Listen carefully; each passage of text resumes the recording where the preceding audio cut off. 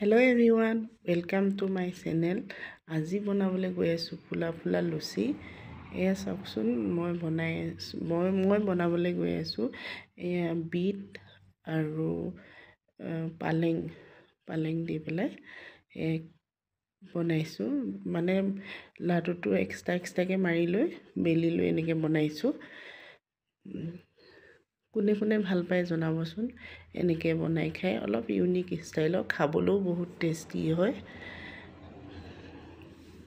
সেয়ে মটৰ আলু এনেকৈ বনাইছোঁ।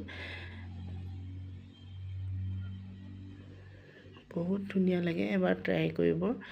এয়া আৰু মই খুব কম তেলতে বনাবলৈ চেষ্টা কৰোঁ, কাৰণ লুচিটো অলপ মুঠাৰ লগতে কথা। অলপ কুহুমীয়া মানে গৰম পানী ল'ব লাগে আৰু তেল দিব লাগে, নিমখ দি। এনেই মানে হেৰি দিব নালাগে দেই, বেচন এইটো কি বুলি কয়, চৌদাটো একেবাৰে টোটেলি দিব নালাগে। চৌদাটো দিলে তেলটো বেছি লাগে। চাওকচোন মোৰ ৰেচিপি হৈয়ে গ'ল ফুলা ফুলা। বহুত ধুনীয়া টেষ্টি, একদমেই বহুত ভাল লাগে। আপোনালোকে এবাৰ খাই চাব আৰু মোক এবাৰ